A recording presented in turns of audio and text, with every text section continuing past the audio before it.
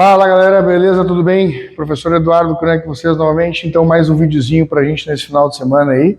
Hoje é sábado, praticamente 18 horas, né? Terminamos as funções aqui do comando, do meu centro de treinamento. Agora a gente vai fazer um videozinho aleatório pra galera. Eu vou falar hoje, galera, sobre falha concêntrica. Eu tenho visto aí muita gente falando sobre, né? E me foi pedindo dentro das minhas caixas das minhas mídias sociais ali, direct, e-mail, para falar um pouco sobre, porque está um pouco controverso, né? Quando usar, se usar, usa sempre, não usa sempre, fadiga, né? Não fadiga, enfim.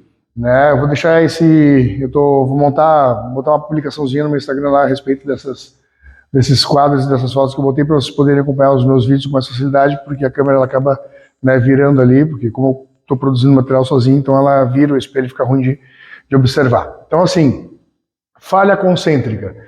Quando a gente fala em falha concêntrica, a gente consegue trabalhar com a literatura em cima dela. Então, existem questões específicas que norteiam o treinamento esportivo, que vão ensejar, por exemplo, em fisiologia humana e fisiologia do exercício, bioquímica do exercício, que vão nos trazer aí uma base mais uma base de entendimento maior do que a gente está proporcionando para esse aluno. Então, a gente consegue fazer uma avaliação em cima disso.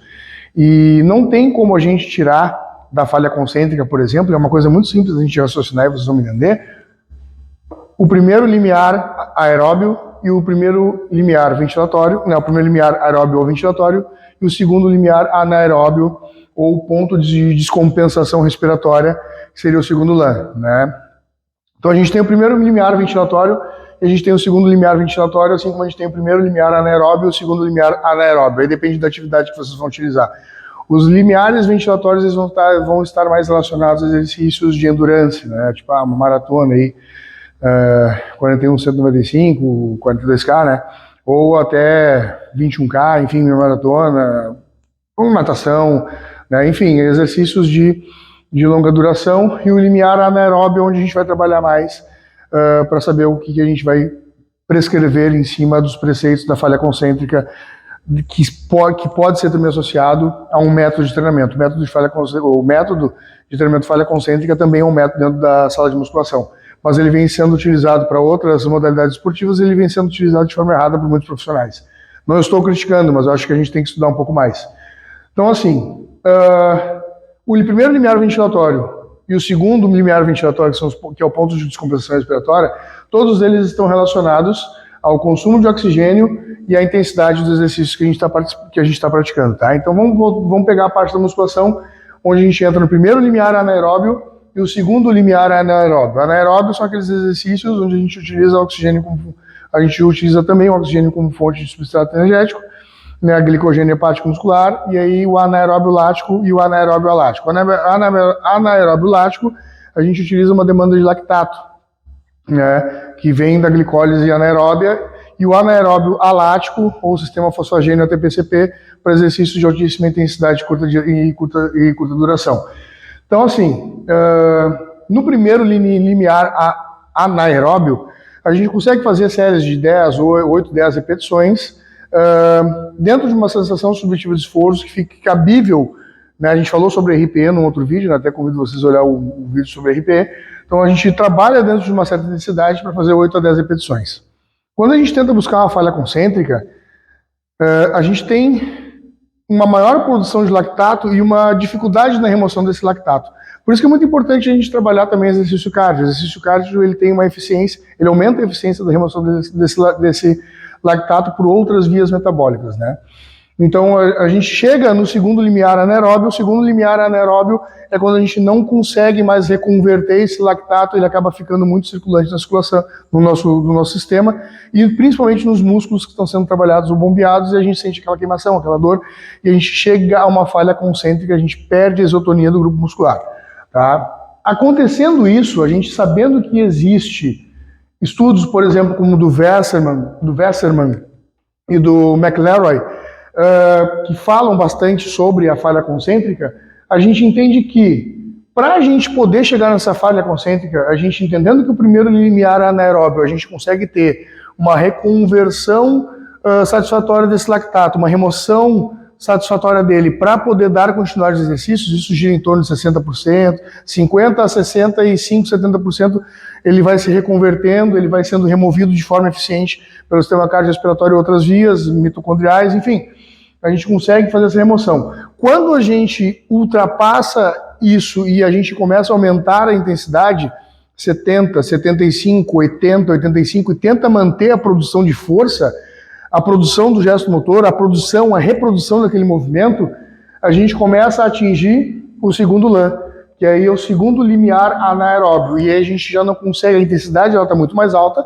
e a gente não consegue, a intensidade em cima, não só de sobrecarga, mas também de volume de treino, entendeu? A intensidade ela não está só relacionada à sobrecarga, tempo de tensão, velocidade de execução de gesto, número de repetições específicas, enfim, a intensidade ela vai estar ligada também.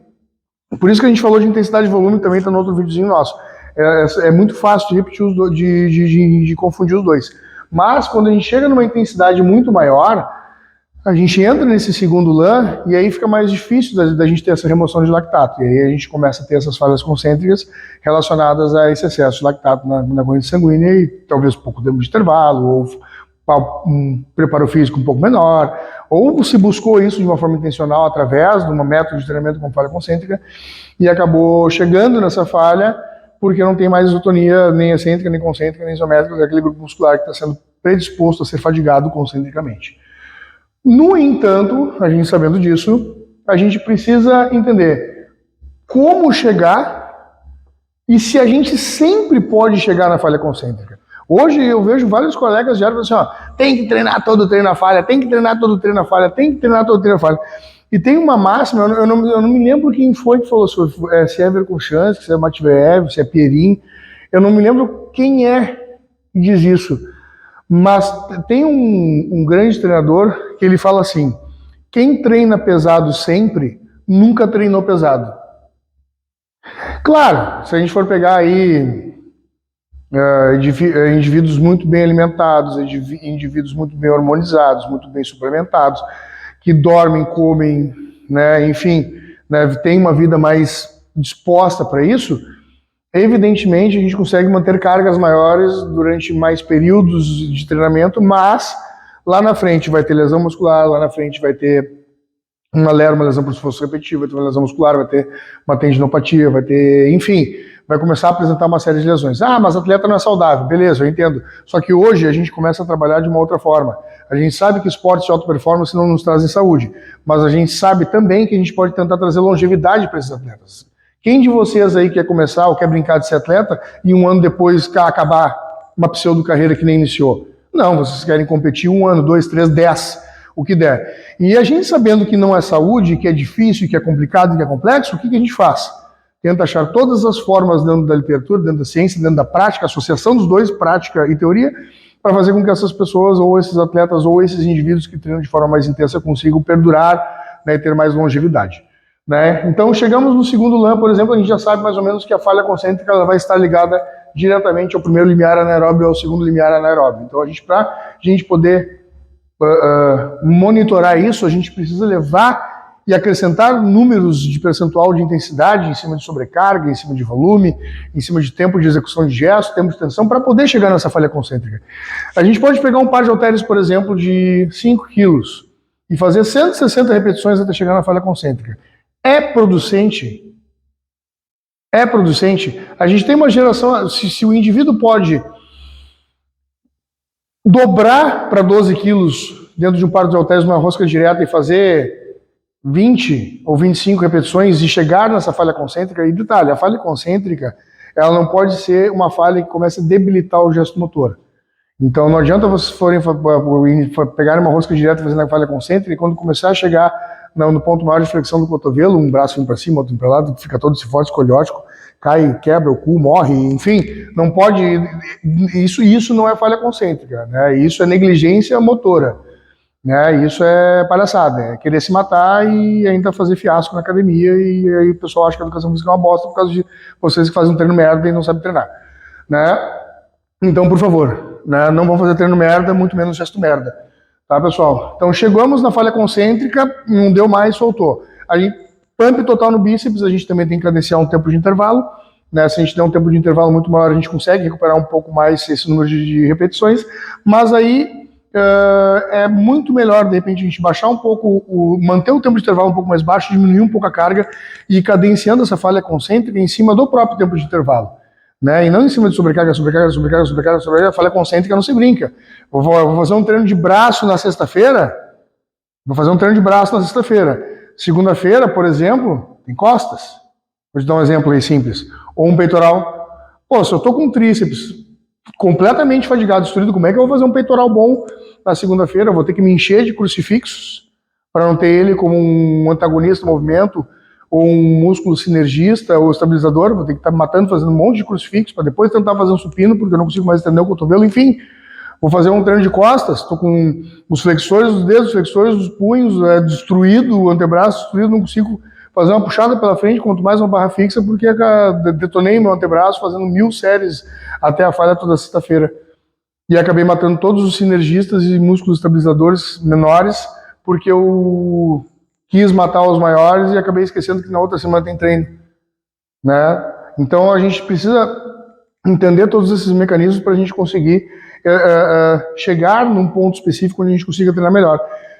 O número, dentro da falha concêntrica, o número de repetições e volume vai estar totalmente ligado, né? Assim como a intensidade e a sensação subjetiva de esforço. Falha concêntrica é não conseguir mais fazer uma repetição. Não é, queimou tudo, larguei. Não, é não conseguir fazer mais uma repetição. Não existe falha com desistência ativa. O que é desistência ativa? Falhei, larguei. Não. A falha, ela é mecânica, estrutural. Tá fazendo um supino, tu não aguenta, quando vê aquela barra vem, desce, explode no teu peito. Isso é uma falha mecânica. Isso é uma falha concêntrica. Brincar de falha concêntrica, ou seja, muita gente não sabe falhar concentricamente. Eu vejo os treinos dos caras fazendo uma remada curvada pesada com 150, 160, 200 quilos. Falhei, e largou. Não, não falhou. Não falhou. Não falhou, tinha muito mais para dar ainda. Né? Mas aí não tem aquele culhão para dar continuidade, né? O cara não consegue, né? E acha que está falhando concentricamente, mas encheu de peso. Quando de repente aquela remada de 200 poderia ter virado 160, 170, um 10% a menos aí, 15%, e ter sido uma falha muito melhor do que toda aquela carga que quis botar para não chegar. Porque assim, quer trabalhar força absoluta, força pura, beleza, bota 250 lá, estoura as hemorroidas, cai o saco, rebenta enfim, faz, não tem problema. Não tem problema, eu sou um powerlifter, eu sou completamente a favor do treinamento de sobrecarga.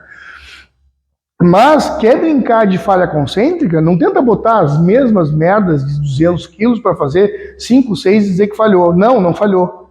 É muito difícil a gente falhar com 85% ou 90% de uma RM.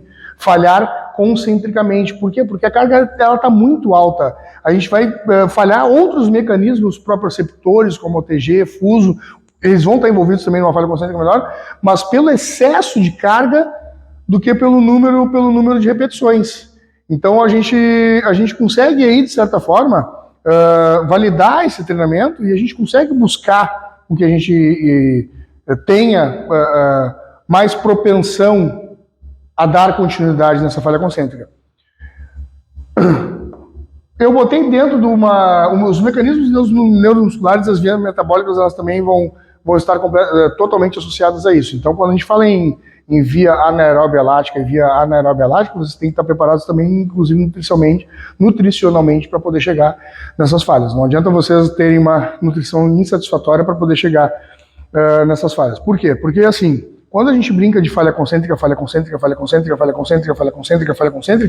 a gente fadiga muito, estressa muito nosso sistema musculoesquelético. Quando a gente faz glicólise ou glicogenólise anaeróbia, a gente vai perdendo glicogênio muscular hepático, ao mesmo tempo em que a gente vai causando microlesões nos nossos grupos musculares. Aí a gente descansa, se alimenta, supercompensa, e a gente começa a diminuir aquela mialgia, aquela dor tardia que vai vir depois, ou aquela mialgia de uma forma geral. Quando para a dor, não significa que o músculo de você está pronto para tomar um estímulo de novo. Por quê? Porque a gente ainda tem que botar substratos energéticos suficientes para que ele comece a se recuperar mais, ter mais volume, até porque o aminograma de vocês, ou o balanço nitrogenado, tem que ser positivo para reconstituir aquele tecido que foi lesado. Então vocês têm a parte cicatricial do músculo, mais a parte de combustível, mas a parte energética da via metabólica. Vocês podem estar sem dor, mas podem também estar sem glicogênio hepático muscular suficiente para novos estímulos. E a falha concêntrica ela vai trazer muito isso, ainda mais se vocês trabalhando com cargas oscilatórias o tempo todo, muito pesado, muito leve, muito pesado, muito leve. Né? Não que isso seja ruim, mas trazendo por uma periodização simples para vocês avaliarem, olha aqui, ó. Lembra que eu tinha falado para vocês? A gente tem um período preparatório, que é dividido em geral e específico. A gente tem um período competitivo, que é pré-competitivo e competitivo, e um deload seria o regenerativo transitório. Deload vai ser o próximo vídeo. Tá? A gente fala aqui tá, em fadiga, indução de gesto motor específico. No período geral, a gente busca um bloco de hipertrofia. Nos blocos de hipertrofia, vocês podem botar falhas concêntricas, porque a carga não vai ser tão alta. A gente vai trabalhar em média 65%, 75%. Então vocês conseguem semanalmente trabalhar essas falhas concêntricas, cadenciando exercícios diferentes e trabalhando a variabilidade deles.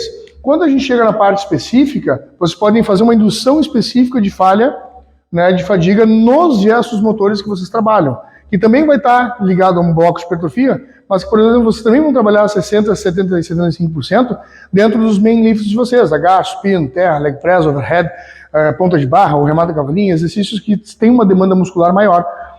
Aqui nesse período preparatório, geral específico, não tem o porquê jogar muita intensidade em cima de sobrecarga, mas a gente pode gerar vários outros tipos de estímulos, como a falha concêntrica, para poder atenuar esse trabalho. Quando a gente chega no período competitivo e pré-competitivo, aí é um tiro no pé, porque se a gente for fadigar todos os músculos estabilizadores, se a gente for fadigar os músculos de ação secundária, aqueles grupamentos musculares maiores, a gente não vai conseguir trabalhar de forma eficiente. Isso pode servir para um bodybuilder que vai chegar no pré-contest, isso vai uma parte de bulking ali, ou enfim, pessoas que querem aumentar a massa muscular de certa forma, né, ou vai chegar na parte de dieta, também precisa cadenciar essa intensidade, esse volume para poder chegar na falha concêntrica. Então a gente não vai chegar na falha concêntrica simplesmente de qualquer forma. A gente precisa entender que para buscar a falha concêntrica a gente tem que ter entendimento do nosso corpo e cadenciar as cargas. Então a gente tem que achar um equilíbrio que gira em torno de 65%, 75% e que a gente consiga chegar na falha concêntrica mecânica, ou seja, morreu a isotonia, não tem mais como fazer uma concêntrica, mal dá para segurar a barra, mas não debilitou o gesto motor, e proporcionar os descansos adequados para isso. Todo treino falha concêntrica entra aquilo que eu ia falar para vocês. Quem treina pesado todo dia nunca treina pesado. Salvo algumas exceções, que aí tem uma questão genética e também tem outras questões que vocês sabem que eu já havia comentado nesse vídeo, é só voltar lá que vocês vão ouvir de novo. Então a gente precisa buscar entender que dá para treinar falha concêntrica, mas em qual momento da periodização, em qual momento do atleta de vocês que vai buscar competir ou não, ou se é o aluno da academia, né, um magrelo esquelético ou alguém gordinho que quer fazer falha concêntrica o tempo todo, mal tem massa muscular, vai fazer falha concêntrica só com a barra de rosca direta, ele não vai falhar nunca, vai ficar 6 dias falhando para depois chegar em casa sem braço, não consegue lavar um banho, um saco, pua a bunda, não consegue cagar, enfim, cadenciar bem isso, até para a gente poder ter pools fisiológicos positivos e bioquímicos para que se busque a hipertrofia adequada dentro da utilização desse método, que é a falha concêntrica. Então não adianta vocês falharem concentricamente todo treino, se vocês não conseguem nem modular a sensação subjetiva de esforço de vocês com a intensidade adequada e com o volume adequado de treino. Se vocês simplesmente forem jogando falha concêntrica a rodo e a torto, vocês vão acumular uma epicondilite, uma bursite trocantérica, por muito agacho, muito leg, uma lesão, uma bursite trocantérica, uma bursite humeral, glenohumeral, enfim. Né? Vocês vão acabar se lesionando de graça, proporcionando várias microlesões para vocês e depois lesões mais graves e incapacitantes por conta da má utilização de um método de treino como a falha concêntrica. É interessante utilizar? Todo treino? Não. Então, se vocês pegarem uma periodização ondulatória, por exemplo, numa semana vocês vão trabalhar 65%, cheguem na falha. Na outra semana, vocês podem chegar a 75%, dar um 10% a mais, mas não falhar concentricamente. Trabalhar em torno de 8 a 12 repetições. Aqui, vocês baixam para 70% de volume ou 68%, que já é um pouco a mais do que aquelas 65%, e aqui vocês podem buscar a falha concêntrica de novo.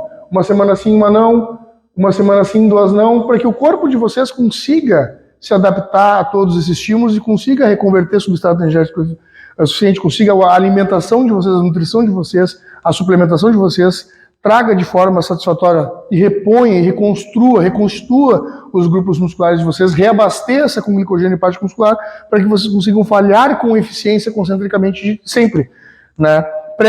A falha, ela não é pré-estimada, a falha, ela acontece. Ah, eu vou fazer 8 e vou falhar 8. Não, só se tu assim, ó, acertou em cheio tudo. A velocidade de execução do gesto, tempo de intervalo, carga adequada, percentual, e aí na 8ª chegou na falha, morreu. Agora, em vias de regra, a falha é mecânica, ela vai acontecer quando não aguenta mais, quando já atingiu o segundo LAN, e aí aquele lactato já acumulou, perdeu a serotonina do grupo muscular. Não tem mais ação concêntrica, nem excêntrica, muito menos isométrica. Tranquilo, pessoal? Então deixa um abraço para vocês aí, curtam o canal, dá um likezinho aí, se inscreve e compartilha. Abraço, sucesso!